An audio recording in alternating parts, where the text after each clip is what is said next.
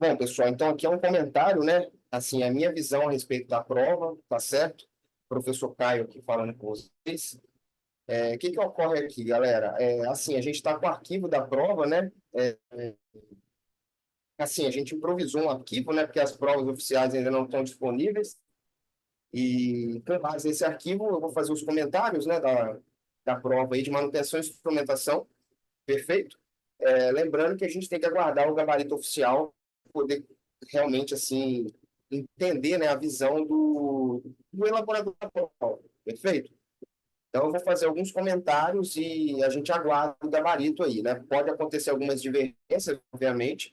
Os pontos onde eu perceber, né, que pode acontecer ali alguma interpretação, eu vou estar sempre comentando ele ali, falar, ó, aqui é um ponto de questão que pode ali gerar uma complicação, assim, gerar um gabarito ali.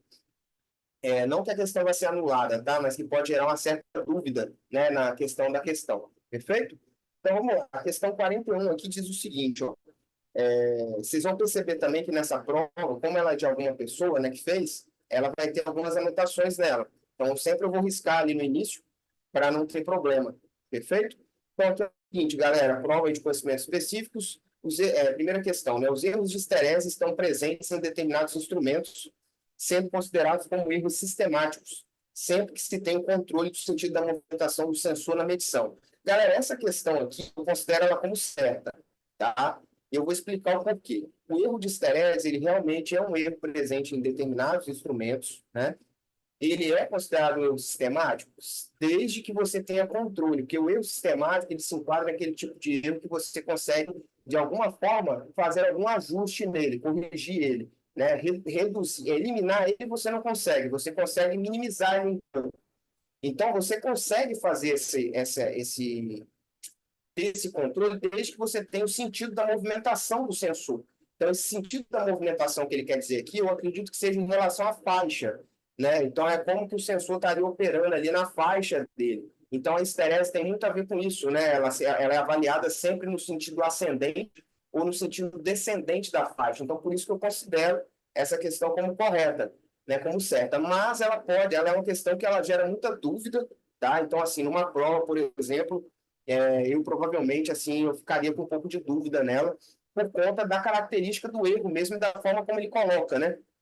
Porque a esterese, ela é um erro e ela não é um erro, assim, aleatório, né? Entende? Então, assim, ela é um erro que você tem lá, ela na subida, na descida da faixa, você consegue avaliar ela em porcentagem, né? Do span, por exemplo, do instrumento, para você compensar ela um pouco, né? Mas eliminar ela não. Perfeito? Então, galera, se vocês não estão sabendo, a partir do dia 9 de abril vai rolar a Semana do Sistema Petrobras. E o que vai ser essa semana? Eu vou explicar tudo o que vocês precisam para se preparar bem para o próximo concurso da Transpetro, gente. Está muito perto, você tem a oportunidade da Petrobras e tem várias oportunidades para ser funcionário do Sistema Petrobras.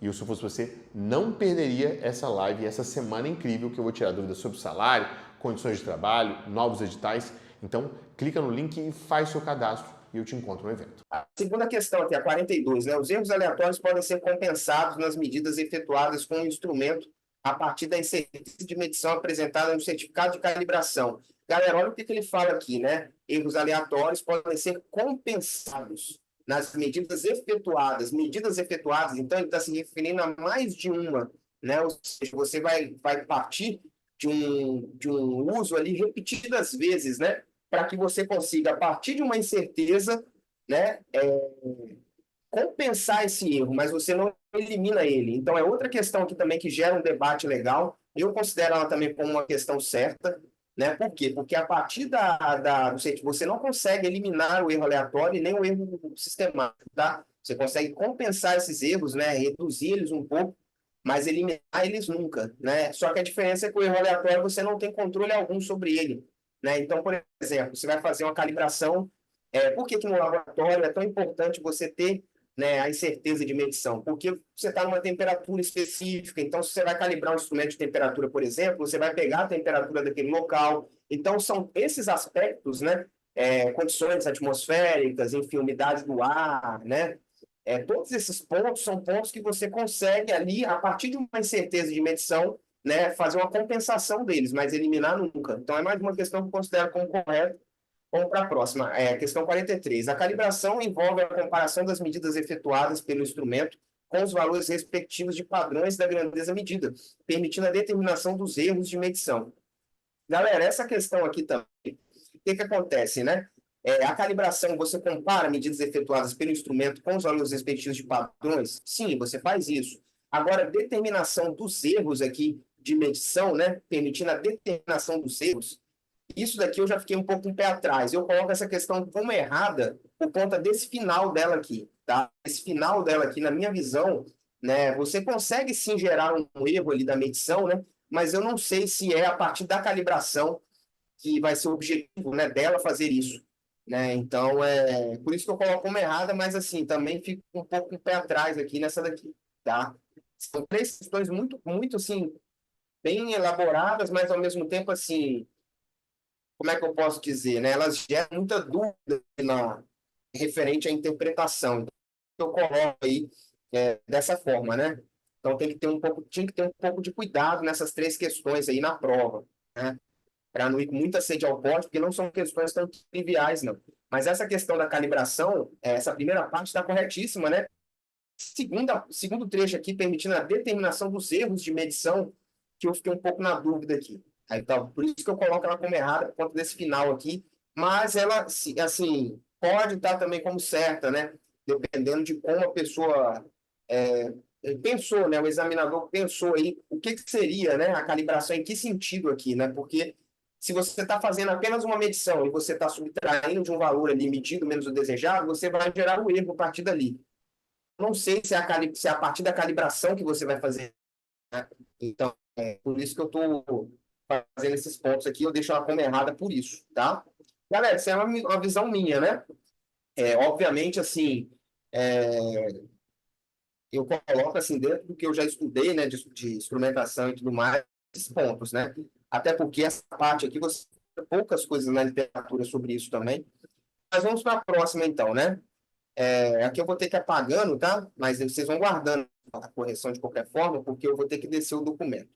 Bom, questão 44. A respeito de válvulas de controle, né? As válvulas de controle hidráulico são acionadas por vapor d'água, né, sob pressão inserida em uma tubulação. Essa está completamente errada, né? Essa aqui pode até aqui aproveitar o da pessoa. Completamente errada, né? Hidráulico, sistema hidráulico não usa vapor d'água sob pressão, né? Nada disso. Você trabalha aí com óleo, né? Essa questão de vapor d'água sob pressão, até existem máquinas a corte, né? Que você utiliza, né? Realmente o vapor d'água pressurizado, mas não é uma válvula de controle hidráulico, né? Vai ser acionada dessa maneira, né? Vamos para a próxima. O acionamento de válvulas solenoides é feito por transistores presentes no interior dessas válvulas, né? Aqui é outra que eu coloco também como errada. Por quê? Porque solenoides compostas interna, né? Onde o chaveamento que ela vai fazer é a partir de um núcleo, né? Que vai se mover ali dentro e ela vai mudar a posição de um contato, né? Um contato mecânico, né? Então, ela não utiliza dispositivo de estado sólido, né? Para poder fazer o acionamento, né? Se ele fala que é via transistor, você estaria se referindo talvez a um relé de estado sólido, né? Não uma válvula solenoide, perfeito? 46. As válvulas de controle pneumático são acionadas por ar comprimido. Mais uma questão que a pessoa acertou aqui, né? Aproveitando o gatilho, exatamente, é ar comprimido que as válvulas trabalham. Esse grupo de questões aqui aparentemente está tranquilo, não tinha muito assim o que pensar, não, né? Aqui era bem imediato. Vamos para a próxima aí, hein? Agora de norma ISA, né? Questão 47 aí de norma ISA. O símbolo da variável a ser medida é definido por uma letra maiúscula, ok? Beleza, né? Letra maiúscula, o símbolo da variável a ser medida. Pressão, nível, vazão, é uma letra maiúscula? F, né? P, T, a variável que você quer medir. Então, é uma letra maiúscula, certo. Padronizado na tabela, certo. Correspondendo à primeira letra do código estabelecido, correto. TXX, PXX, né? FXX, ou seja, a primeira letra que indica, né, a variável que você, no caso, estaria medindo. Então, a questão está correta de novo. Perfeito? 48. Os símbolos gráficos são codificados em tabela e podem ser usados nos desenhos para representar processos de fabricação contínua como os de indústria de refinamento de metais. Correta, pessoal. Mais uma questão, é um exemplo de onde pode ser aplicado, né, os símbolos gráficos. Inclusive a live aí, né, eu comentei sobre isso aqui. Então, duas questões tranquilas também sobre norma ISA. Não tinha nem muito o que complicar aqui também. Vamos para a próxima, hein? Questão aí 49, a respeito agora de medição de pressão e de temperatura no escoamento de fluidos em tubulações. Vamos lá. Questão 49. Na medição de temperatura e pressão, recomenda-se o emprego das seguintes unidades do Sistema Internacional de Unidade. O grau Celsius, ok? O grau Celsius não é do SI, tá, pessoal?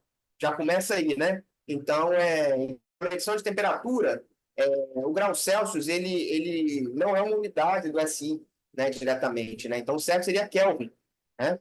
Temperatura termodinâmica, né? É o Kelvin. E na pressão, aqui está mais errado ainda, né? Que aqui que seria o Kelvin e aqui seria o quê, né? O sistema internacional seria o Pascal, né? Mas o Pascal também ele é uma unidade derivada, né, do sistema internacional. Então, mas seria o Pascal, a unidade aí que estaria no SI, né? Newton por metro quadrado. Perfeito? Então, Kelvin aqui deixou a questão completamente errada, né? Essa questão aqui. A primeira aqui gera uma dúvida, porque graus Celsius ela é uma grandeza que você pode usar para medir temperatura? Pode, mas ela não é a grandeza de temperatura que o SI define, né, como temperatura termodinâmica, é o Kelvin. Beleza?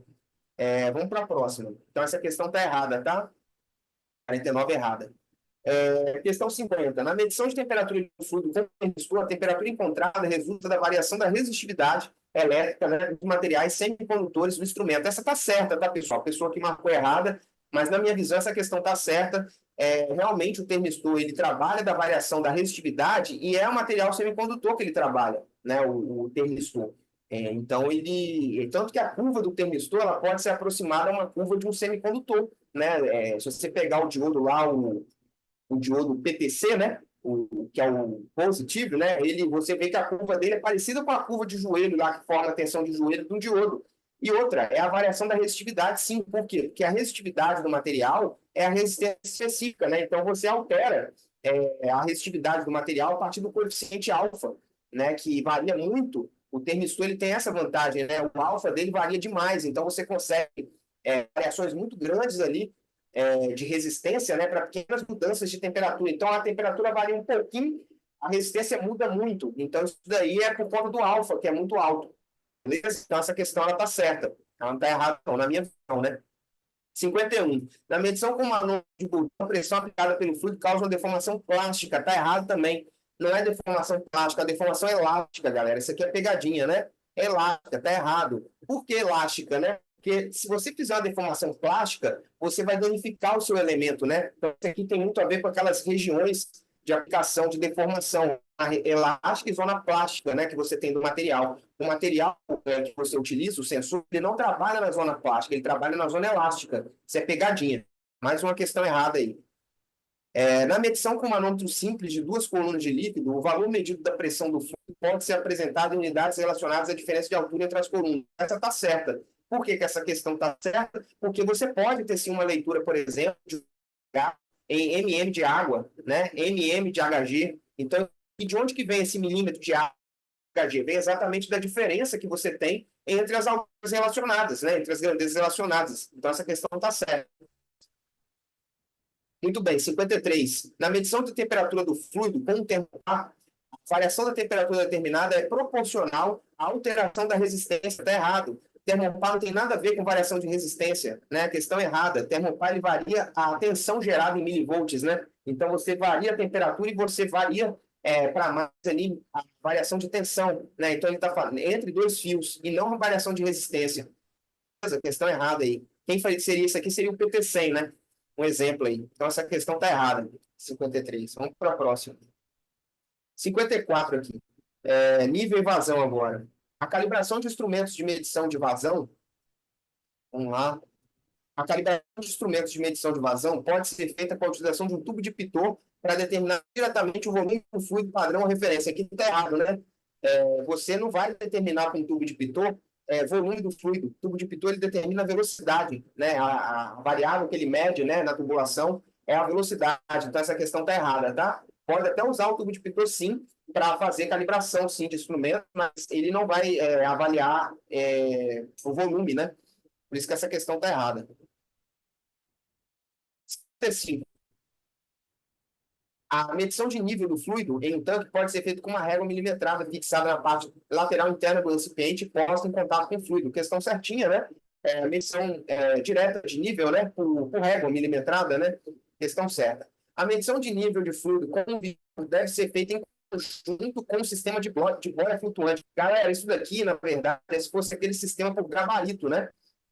Que você geralmente tem que fazer o uso da boia flutuante. Quando você trabalha com visor de nível, com LG, geralmente você não precisa de fazer uso flutuante para você ter a leitura ali comparada, não. Essa questão, considera ela como errada, tá? Eu não sei como o examinador pensou ela aqui, mas eu acho que são medições independentes ali, né? Você usar um visor de nível, não vai necessitar de você ter um conjunto de boia flutuante junto com ele.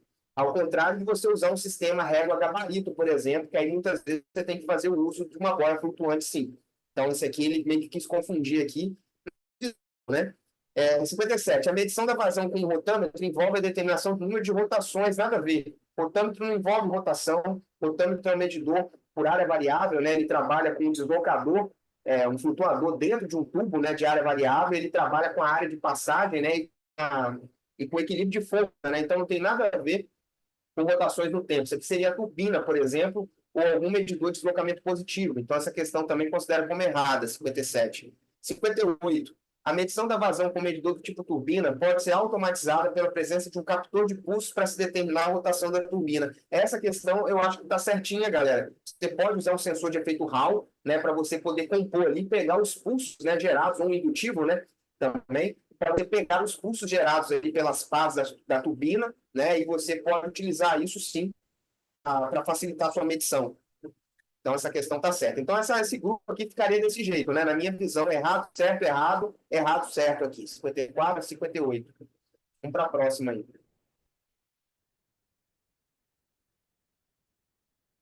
59 aqui, referente agora aos medidores de vibração aqui, né? Torque e vibração. Vamos lá. Os medidores de vibração, eles medem apenas a vibração total do equipamento, não tendo utilidade prática a separação dos sinais de vibração em componentes individuais de frequência. Galera, essa questão aqui eu considero ela como errada também, né? Realmente, se você pegar o medidor de vibração, ele mede sim a vibração total, mas a utilidade prática da separação dos sinais de vibração é importante sim, porque tem tipos de vibração diferentes, então você pode diagnosticar uma causa, né, dessa vibração, pegando sim essas frequências, né? Eu não sei se, e obviamente existem medidores que conseguem fazer isso. Então, essa questão de falar que não tem utilidade prática, eu acho que fez a questão ficar errada, na minha visão. 60. Medidores de torque são sempre rotativos. Isso aqui é uma pegadinha miserável, né? Porque nem sempre você pode ter medidores de torque e não são rotativos, né? Inclusive, você estuda aí na literatura, então essa questão eu considero como errada, né?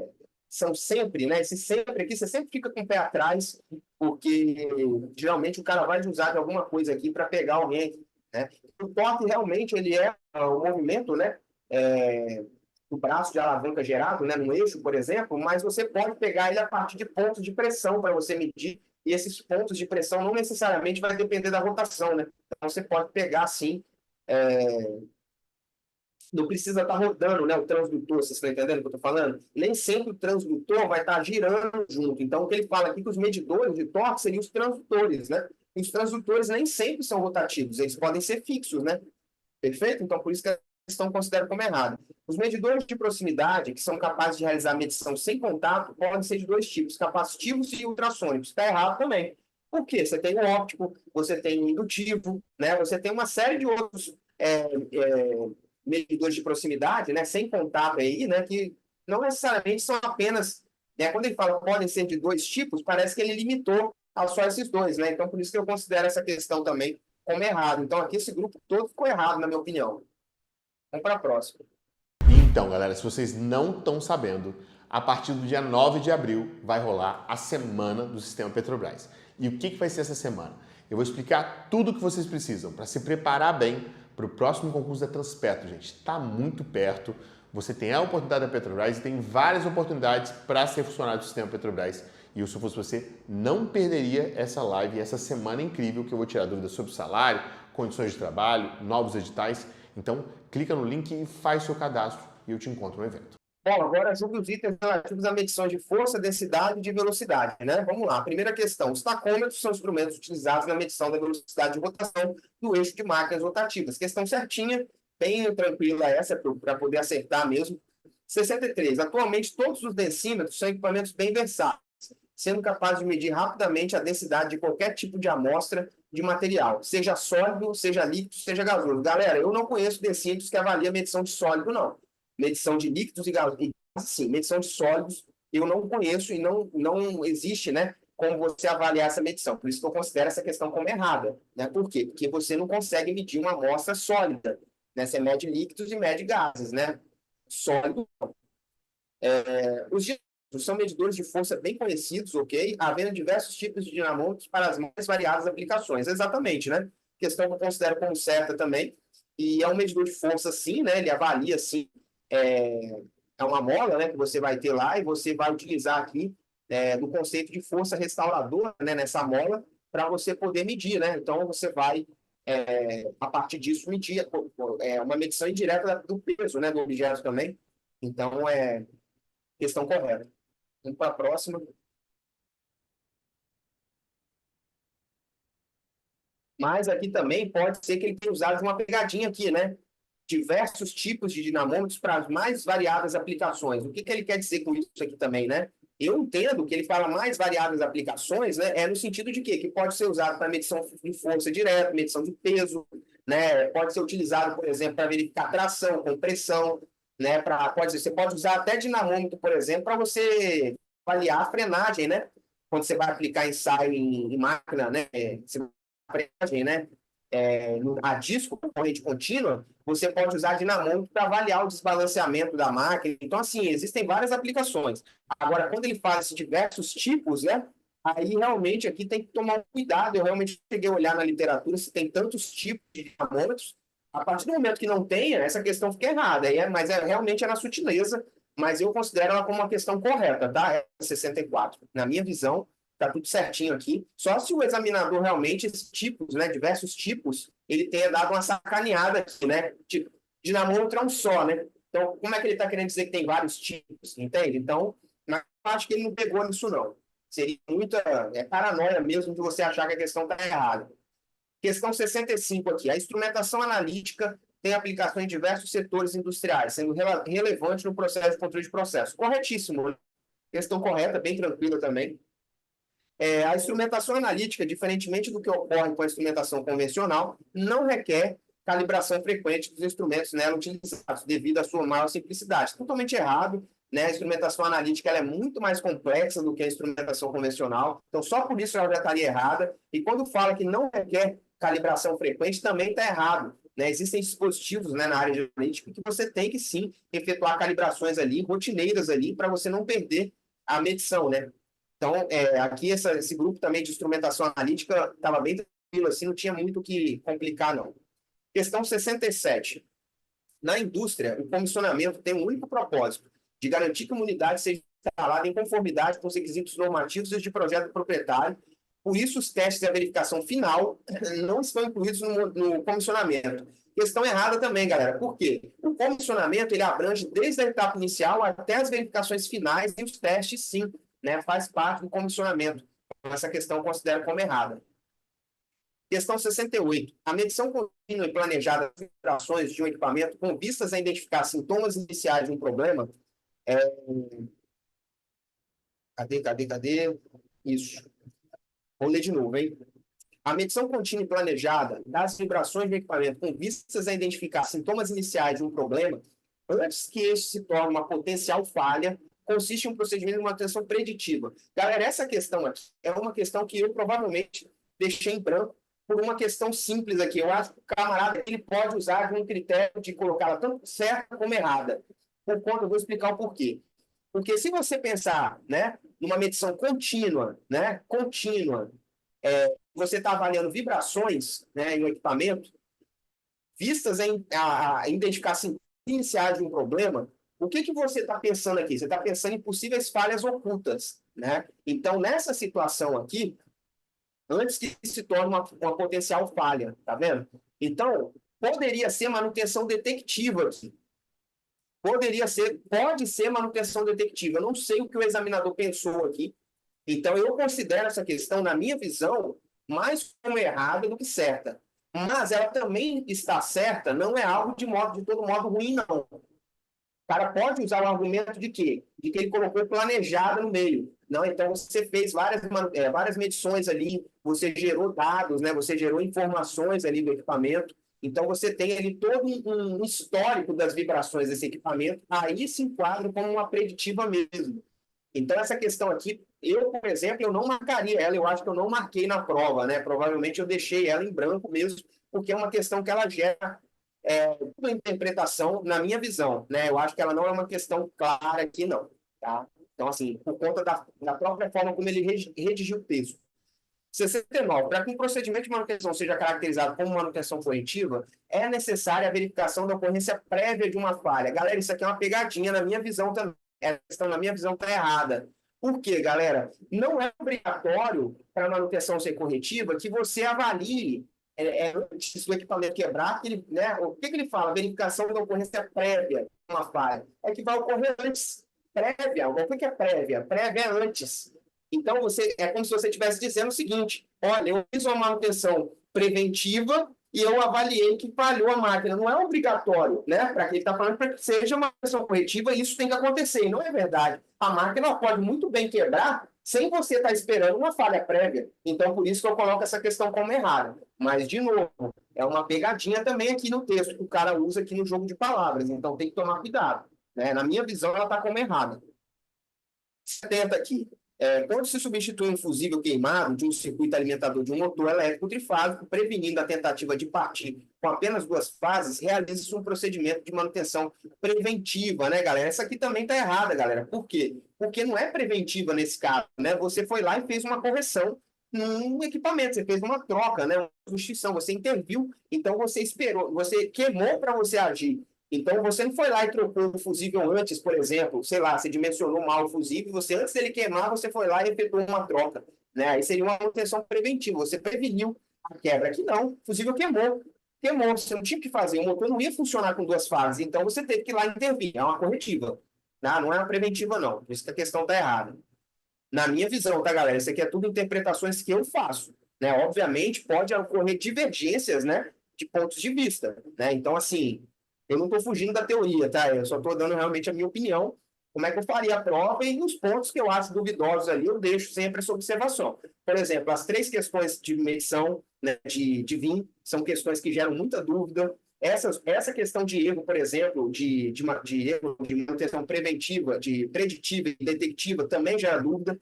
Então, assim, são questões que eu vou pontuando ali, né? Provavelmente essas ali que eu acredito que eu deixei lá na prova, né? Eu avaliei com mais calma, mas assim, são pontos que tem que ter um cuidado mesmo, não sair marcando assim de uma vez, e fica essa dica, né?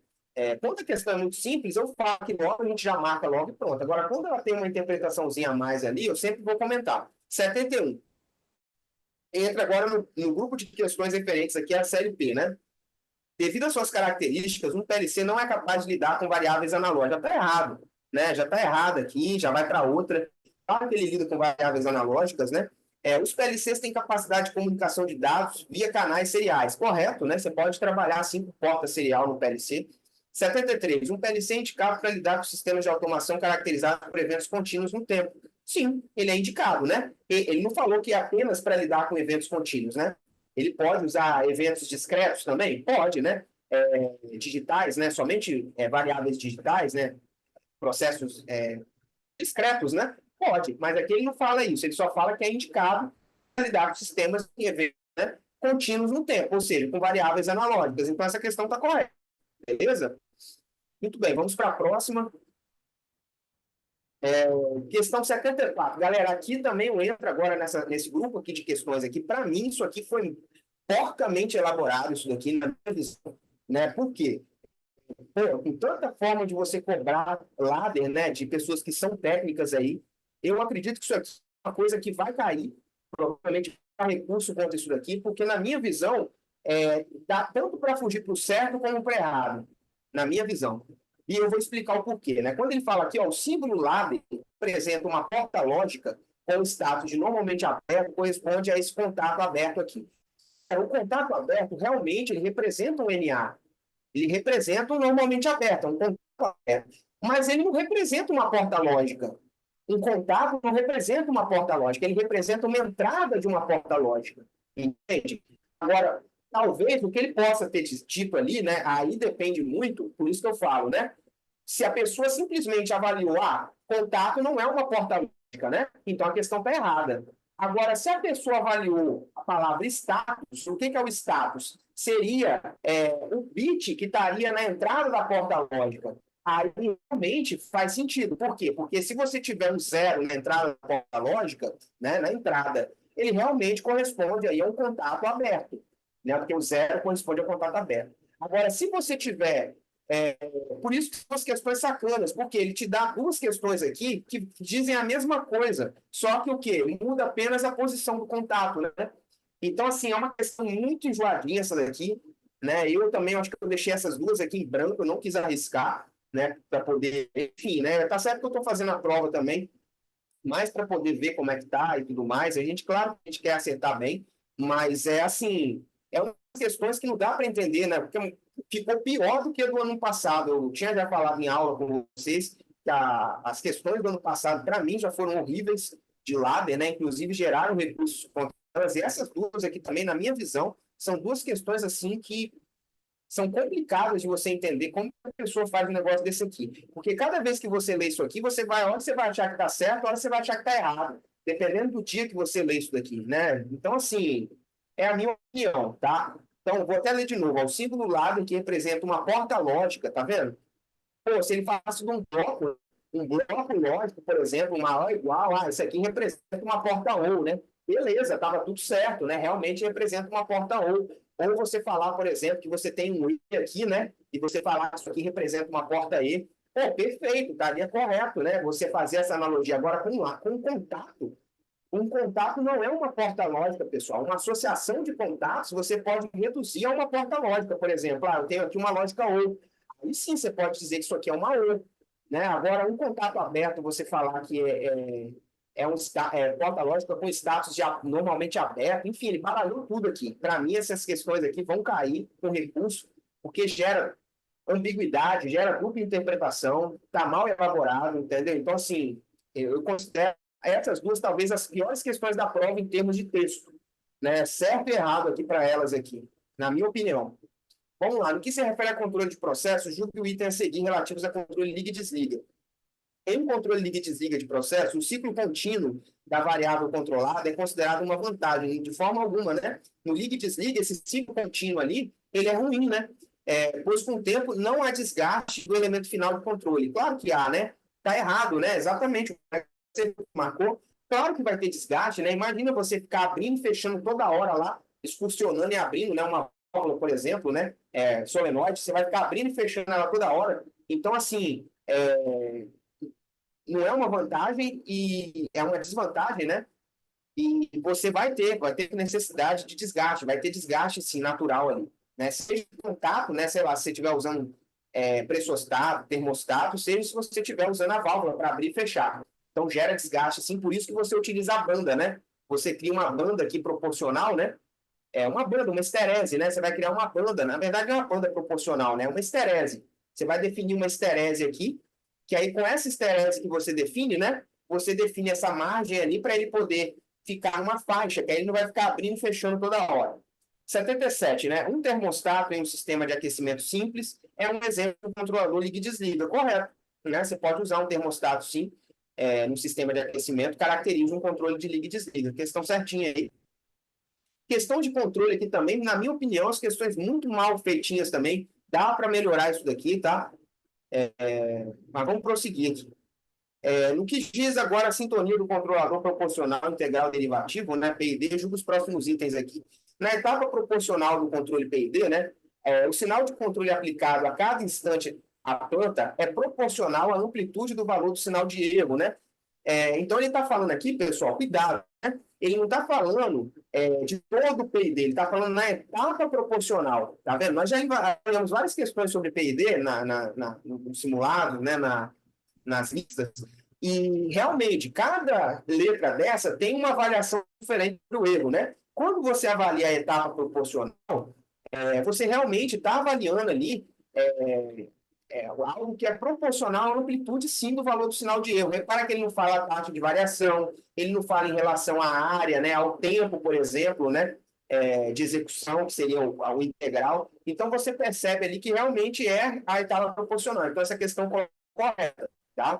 79. No algoritmo de um controlador PID digital, se houver um erro no cálculo, haverá o desalinhamento apenas na etapa derivativa do cálculo. Galera, essa questão eu acredito que esteja errada. Assim, eu nunca projetei um controlador PID digital, né? Então, assim, eu achei uma questão meio que sacana da parte aqui do elaborador, porque eu acredito que está errado. Por quê? Porque esse desalinhamento, ele não necessariamente vai ser na etapa derivativa. Você pode ter um desalinhamento no TI lá, né? Então, assim, quem vai te garantir, né? Você pode estar com um TI ruim e o sistema está amortecendo pouco, está amortecendo muito, né? Com base nisso. Então, assim, nem sempre, né? Eu acredito que esse desalinhamento vai ser na etapa derivativa. Eu acredito que não. Isso está errado, na minha opinião, né? Um controlador PID calcula inicialmente o erro entre a variável controlada e o seu valor desejado, né? Questão correta, né? Geralmente é sempre isso mesmo, né? Você vai gerar um erro, né? E com base nesse erro, o PID ele vai agir, né? Então ele vai pegar esse erro, aí o proporcional é proporcional à amplitude desse erro, o integral é com base no tempo, né? Que você vai avaliar essa mudança desse erro, e o derivativo é com base, né? Na antecipação, né? No caso, na taxa de variação do erro. Então, essas questões aqui, você parte realmente do quê? Da geração do erro, que é a diferença entre a PD e o set point. Então, eu coloco como certa também. Então, seria certo, errado, certo. Na minha opinião, né? Vamos para a próxima, hein? Questão 81 aqui, né? Em redes industriais, podem ser utilizados equipamentos como atuadores e computadores. Entretanto, os sensores não são permitidos. É errado. Claro que é permitido sim, né? Tá errado aqui, né? Um ezinho aqui, né? Igual do colega aí. Questão tá errada. Os sensores fazem parte, sim, de redes industriais, né? Sensores de campo, né? Então, os dispositivos de campo, né? Estão errados. Os dados trafegados nas redes industriais são criptografados por padrão, com criptografia forte. Galera, essa parte aqui, assim, eu também fiquei um pouco na dúvida, né? Assim, eu estou meio por fora dessa parte. Eu acredito que sim, tá? Eu coloco como certo, realmente existe sim criptografia em redes industriais. Agora, eu não sei, eu não consegui encontrar assim, algo dentro da literatura que falasse sobre essa parte aqui. Eu sei que existe a criptografia, sim, dados trafegados hoje, inclusive faz parte, né? Da parte de cibersegurança. Então, isso aqui é criptografado hoje, né? Está cada vez mais integrado com a TI. Eu não sei o que o examinador pensou aqui, se ele levou para esse viés, ou se ele apenas considerou, né, aqueles protocolos, né, Porque criptografia é uma coisa, né, galera? Codificação é outra, né? Codificação não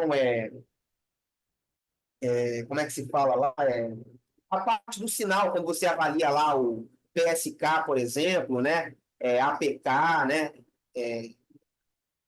É, ASK, né, se eu não me engano, aí você tem o FSK também, né, que aí você vai avaliar o quê? Você vai avaliar aqui, né, a mudança que você tem ali na composição dos sinais, né, na modulação. Isso aqui é a modulação, né? Então não pode confundir a modulação com a criptografia, né? Que a modulação de sinais em redes industriais geralmente é muito simples mesmo, não é algo muito complexo, né?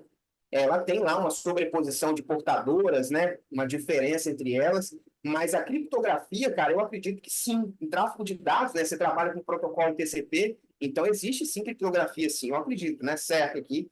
Eu colocaria como certo, mas eu acredito na prova, eu não marquei. Eu deixei também em branco. São questões que geram muita dúvida e muitas vezes é melhor você não marcar, tá? Mas eu colocaria como certo, assim, mas tem que aguardar a gabarito oficial. Não sei como o examinador pensou isso dali. Vamos lá, 83 aqui entra em três questões de protocolo, né? Justamente ele botou o Modbus, podia ter colocado outro protocolo, colocou o Modbus, não tem problema, a gente viu, né? Algumas coisas sobre o Modbus. Vamos lá, se o protocolo Modbus TCP estiver em uso, então as mensagens MPAP, né, Modbus Application Protocol, serão encapsuladas na camada de transporte do TCP/IP. Galera, essa questão aqui eu não encontrei também, eu não cheguei a ter tempo de dar uma olhada nela, eu acho que eu não marquei ela também. deixei ela em dúvida, né, na prova, não optei por não marcar, mas avaliando ela, essas camadas MBAP aqui, nessas mensagens, né, caso você tenha realmente, né, o protocolo sendo usado, né, cara, essa daqui eu não sei realmente, eu prefiro não optar nessa daqui, essa 83 aqui eu não tive tempo de realmente encontrar nada na literatura para trazer algo agora para vocês, mas eu acredito que sim, que ela seja encapsulada na camada de transporte, mas isso aqui pode ser uma pegadinha também, talvez ela é encapsulada em outra camada, né, talvez não na de transporte, ou talvez não pode ser encapsulada, então eu coloco essa questão aqui, deixo ela por enquanto, não opto por não marcar ela, né, fica aí. Essa aqui talvez é a única da prova que eu vou realmente, porque eu não tenho uma opinião, porque realmente eu não cheguei a ler nada por agora sobre isso. 84 aqui. Então, galera, se vocês não estão sabendo, a partir do dia 9 de abril vai rolar a semana do Sistema Petrobras. E o que vai ser essa semana? Eu vou explicar tudo o que vocês precisam para se preparar bem para o próximo concurso da Transpetro, gente. Está muito perto. Você tem a oportunidade da Petrobras e tem várias oportunidades para ser funcionário do Sistema Petrobras. E eu, se fosse você, não perderia essa live, essa semana incrível que eu vou tirar dúvidas sobre salário, condições de trabalho, novos editais. Então, clica no link e faz seu cadastro e eu te encontro no evento. A 84, ela diz o seguinte: o protocolo Modbus exige do dispositivo médico que a comunicação seja sempre em broadcast. Galera, essa questão eu coloco ela como correta já. Por quê? Porque no Modbus, geralmente, você tem 256 endereços, né? E o endereço zero, ele é um endereço de broadcast, que a gente fala, né? Então, ele é um endereço de broadcast e a comunicação é sempre dada dessa forma. Então, quando o mestre ele envia uma mensagem, né, para o endereço zero, por exemplo, todos os outros escravos na rede recebem a mensagem. É uma mensagem do tipo broadcast, ou seja, é ele que inicia a mensagem. Por isso que essa questão está certa, né? Então, geralmente são de 1 até 247 endereços que são disponíveis para os escravos. De 248 a 255 são endereços de broadcast reservados. Então, coloca essa questão como correta, tá? Inclusive, essa eu marquei na prova, porque essa eu sabia. Essa 83 eu acho que eu deixei ela em branco, porque eu fiquei na dúvida, eu preferi não marcar. 85. O protocolo Modbus é baseado no modelo de comunicação mestre-escravo, no qual essa nós fizemos várias vezes em sala, questão correta, né? Realmente, quem inicia a comunicação é o mestre, né? Questão corretinha aqui, certinha. Vamos para a próxima, hein? Então, essa daqui, galera, estou devendo uma só, hein? Nessa daqui. Essa 83 realmente gerou um pouco de dúvida. Não tive tempo de olhar. Cheguei em casa, já estou gravando para vocês isso aqui. Trabalhei hoje, então não tive tempo de olhar. Mas eu acredito que seja uma questão correta, certa. Vamos lá. Questão 86 é uma questão de circuito. Gostei dessas perguntas aqui. Achei bem interessantes. Não é uma questão fácil, mas também avalia o conhecimento. Diferente da de Ladder, né? Fala o seguinte: um circuito série RLC, ele fala aqui, um circuito série RLC, a ressonância ocorre quando a impedância total é mínima. Galera, essa questão, na minha visão, está errada. Por quê? Porque não é quando a impedância total é mínima, né? É quando a impedância de ZLC, ou seja, entre indutor e capacitor, for mínima, né? Ou seja, quando ela for zerar, próxima de zero. Aí o seu circuito entra em ressonância, porque só vai prevalecer a parte resistível. Quando prevalecer a parte resistível, o seu circuito entrou em ressonância. Então, quem vai ficar na direita? Lembra, é só você lembrar de controle de processo. Quando você tem um circuito RLC, que as suas raízes dão do lado direito, né, o processo de segunda ordem. O circuito RLC é um processo de segunda ordem. Então, quando você tem um processo de segunda ordem, quando você mapeia lá no lado direito, o que acontece do lado direito? O seu sistema ele não amortece mais. Por quê? Porque você tem um caráter puramente resistivo. Olha que bonito. Então, essa questão está errada, na minha visão. Não é a impedância total. Porque se a impedância total for mínima, né, você está zerando a parte resistiva também. Né? Então, por isso que essa questão aqui, na minha visão, está errada. Né? Vamos lá. Um capacitor em um circuito de corrente contínua se comporta como um circuito aberto. Questão certinha, né? É o regime permanente do capacitor em um circuito de corrente contínua CC, né? Realmente ele se comporta como um buraco, ele abre, né? Depois que ele carrega, porque a impedância do capacitor ela vai tender para o infinito. Né? E a impedância do capacitor tendendo para o infinito, ele vai se comportar como um buraco. Né? Ele vai abrir. E toda a tensão que você tiver da fonte vai estar em cima dos resistores, do resistor do circuito. Muito bem. 88. Transistor bipolar de junção a dispositivo semicondutor, ok. Amplificador, ok. Composto por pelo menos 3 terminais, emissor, base e coletor. Questão certa, né? Aqui, talvez o que ele poderia ter gerado, a pessoa que fica muito com o pé atrás em provas, assim, né? Falar que é um dispositivo, né? Amplificador, né? Mas ele não fala que é apenas amplificador, né? Então ele fala que é um dispositivo que amplifica, e realmente ele amplifica, então não está errado. Né? Se ele falasse que só amplifica, aí estaria errado. Por quê? Porque ele pode trabalhar na região como chave também, né? Como corte de saturação. Perfeito? Vamos para a próxima, hein? Questão 89.